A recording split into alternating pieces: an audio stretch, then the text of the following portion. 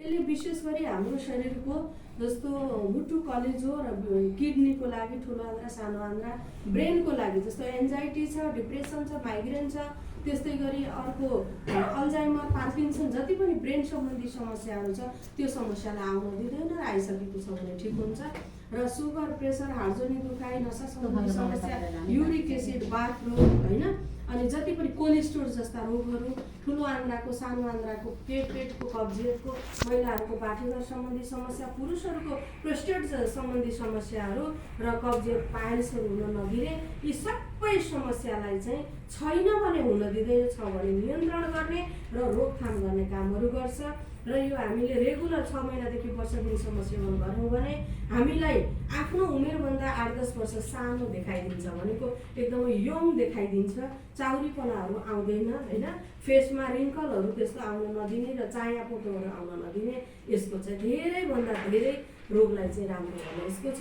र मात्रै यो दम हुनेहरूले सेवन गर्न मिल्दैन र गर्भवती अवस्थाको महिलाले र स्तनपान गराउने महिलाहरूले चाहिँ यो खान मिल्दैन, अरू सबैलाई हुन्छ।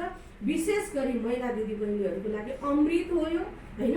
त्यसैले गर्दा भर्खर मेन्सुरेसन पिरियड जब सुरु हुन्छ 12-13 वर्षको नानीहरूलाई, उहाँहरूलाई चाहिँ हामीले जस्तो खानेकुराहरू चिल्लो पिरो अमिलो तारेको भुटेको यस्तो खाना खुवाउन भन्दा, अनि चाउमिन, करेन्ट चाउचाउदेखि लिएर मोमो, पिज्जाहरू जति पनि छन् यो बाहिर हामीले पाइने त्यो के भन्छ पानीपुरीहरू, चटपटेहरू त्यो खान भन्दा बरु सबै कुरा कटौती गरेर महिनामा 4 जोड कपडा किनिन्छ भने 2 जोड कपडा किनेर अरू 2 जोड बरु त्यसैलाई हामीले जेनतेर गरेर, त्यस्तै गरी दिनदिनै खाने खाजालाई कटौती गरेर 24 घण्टामा एउटा क्याप्सुल मात्रै पनि हामी महिलाहरूको मुखमा यो पारिदिन सक्यौँ भने हामीले लामो जीवन, अर्थात् जस्तो रानी मौरीको आयु अरू मौरीको भन्दा बढी हुन्छ, त्यस्तै चाहिँ यो सेवन गरेका महिला पुरुषहरूको आयु पनि लामो हुन्छ, प्रजनन क्षमताको पनि विकास हुन्छ र शारीरिक बनावट पनि जस्तो हुनुपर्ने त्यस्तै बनाउनेछ।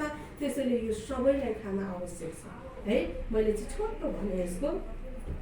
त्यस्तै गरी मौरीको चोप भनिएको छ। मौरीहरू जब घरबाट उडेर बिहानदेखि बेलुकासम्म फेरि घरमा फर्किने बेलासम्म विभिन्न किसिमका रुख र बोट बिरुवाहरूमा बसेर फर्किने गर्छन्। त्यहाँ चाहिँ कस्तो छ भने यो मौरीको चोप भनेको यो चाहिँ पर्पोलिस हो, मौरीको चोप हो, मौरीले सङ्कलन गरेको चोप। रुख र बोट बिरुवाहरूमा गएर बस्दाखेरि त्यो रुख बोट बिरुवाको जराबाट, पातबाट, त्यसको काण्डबाट हैन, फलबाट, फुलबाट, बीजबाट त्यसले चोपहरू एक्सट्र्याक्ट गरेर ल्याउँछ, त्यसलाई फोटोको रूपमा ल्याउँछ। त्यो चाहिँ मान्छेको लागि होइन कि घरको संरक्षणको लागि ल्याउँछ। जस्तो रोयल जेली रानी मौरीको आहारा थियो भने यो चाहिँ घरको संरक्षणको लागि, त्यसैले यसलाई अल इन वान भनिन्छ र नेचुरल एन्टिबायोटिक पनि भनिन्छ है। जुनसुकै दुखाइहरूलाई राम्रो गर्ने एन्टिबायोटिकको काम गर्ने यसले गर्छ। र हाम्रो शरीरको अघि मैले जति भने हाम्रो शरीरमा 5वटा महत्त्वपूर्ण अङ्ग छन्, मुटु, कलेजो, फोक्सो, किडनी र दिमाग छ। पुरुषहरूको प्रोस्टेट र महिलाहरूको पाठेघर छ।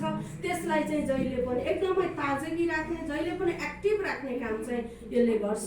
मुटु, कलेजो, फोक्सो, किडनी र दिमाग सम्बन्धी जे जति रोगहरू लाग्छन्, सुगर, प्रेसर, हार्टजनी दुखाइ, नसा सम्बन्धी समस्या, कोलेस्ट्रोल, युरिक एसिड, ब्रेन सम्बन्धी अघि जति पनि मैले भने अल्जाइमर, पार्किन्सन, अनि माइग्रेन, डिप्रेसन जति पनि समस्याहरू भनेर पेटको, ठुलो आन्द्रा, सानो आन्द्रा, कब्जियतको सबैलाई यसले काम गर्छ। छालाको लागि राम्रो, नाक, कान, घाँटी र आँखाको लागि राम्रो। आँखामा यो लगाउन मिल्दैन हैन, आँखाको लागि चाहिँ मुखमै राखेर हामीले खानुपर्ने हुन्छ। कानमा चाहिँ लगाउन मिल्छ, आँखामा हाल्न मिल्दैन। नाक, कान, घाँटीको अर्थात् आँखाको समस्या छ भने तपाईँ हामीले पर्पोलिस मुखमा राखेर 5 मिनट मुखमै राखेर निल्दिनुपर्छ। घाँटीभन्दा माथिको समस्यालाई मुखमा 5 मिनट राख्ने, घाँटीभन्दा तलको समस्यालाई हामीले खाइदिइहाल्ने, नराख्ने, मुखमा लिने, कुलुकुलु गरेर खाइदिइहाल्ने।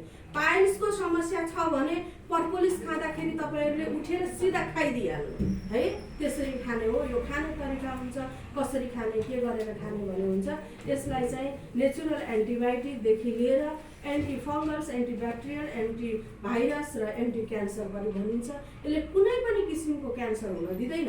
यदि क्यान्सर कसैको छ भने पहिलो र दोस्रो स्टेपको क्यान्सरलाई यसले सबै निर्क्युर बनाउँछ, भनेको यसलाई सबै ठिक हुन्छ र तेस्रो स्टेपको क्यान्सरलाई बढ्न दिँदैन। चौथो स्टेपको क्यान्सर जब तपाईँको अन्तिम स्टेपको हुन्छ, तपाईँले त्यो केमो गरिसक्नु भएको छ भने तपाईँलाई चाहिँ दुखाइबाट हटाइदिन्छ। अर्थात् जाने दिन त्यही हो, तर त्यो दिनसम्म ऐया गरेर बस्न पर्दैन, सजिलोसँग जान सकिन्छ। यसले चाहिँ धेरैभन्दा धेरै यो रिजल्ट नआइकन बोल्न सकिँदैन। बोल्ने भए त त्यति बेला पनि बोल्थेँ नि त, होइन? अहिले त मैले 1 नम्बर नेपालको लेडिज यो खाएर ठिक हुने नम्बर 1 त मै हो। पाठेघरको सिस्ट ठिक भयो, कोलेस्ट्रोल ठिक भयो, मेरो थाइराइड ठिक भयो, अहिले कुनै औषधि खान पर्दैन। फेरि मेरो बच्चा पनि भयो, प्रजनन क्षमताको विकास पनि भयो। त्यसपछि मेरो फेरि डिप्रेसनमा गइसकेको मान्छे अहिले हस्पिटलको एउटा औषधि खाएको छैन, यसैले ठिक बनाएको छ। बिहान उठ्दा पुरै शरीर फुल थियो, औँलाहरू मोटो मोटो हुन्थ्यो, त्यो पनि ठिक भयो, होइन? शरीर दुख्ने, पाता दुख्ने एकदमै गाह्रो थियो, फेरि यसैले ठिक भयो। अचम्मको चिज रहेछ यो। त्यसैले गर्दा मैले सबै संसार छोड्न सक्छु, यो छोड्न सक्दिनँ।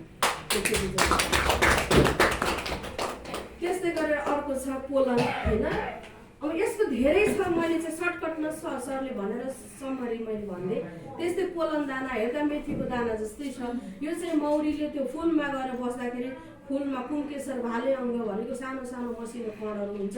जब रस चुस्ने बेलामा मौरी गएर फुलमा बस्छ, त्यतिखेर त्यसको शरीरभरि त्यो कणहरू लागेको हुन्छ। उसको त्यो सुपको माध्यमबाट कोतरेर उसले चाहिँ आफ्नो ऱ्याप मिक्स गरेर डल्ला बनाउँछ, खुट्टामा बाँधेर ल्याउँछ। ल्याइसकेपछि घारबाट भित्र जाने बेलामा अप्ठ्यारो बनाएर त्यो बाहिरै हामीले निकाल्छौँ। त्यसलाई भन्छ पोलन। यसलाई नेपालीमा मौरीको कुट भनिन्छ। यसले विशेष गरी बच्चादेखि 3-4 वर्षको उमेरदेखिका बच्चाहरूलाई बिहान बेलुका थोरै थोरै आधा चम्चा खुवाइदिनु भयो दुधसँग, या त्यत्तिकै खुवाइदिनु भयो भने उनीहरूको ब्रेनको लागि, स्मरण शक्तिको लागि अति पावरफुल प्रोडक्ट हो, है?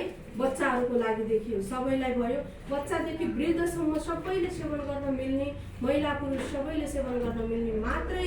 जसको सुगर छ, जसको प्रेसर छ, उहाँले खान मिल्दैन। र महिला, गर्भवती महिला र स्तनपान गराउने महिलाले खान मिल्दैन। अरू सबैलाई खान मिल्छ।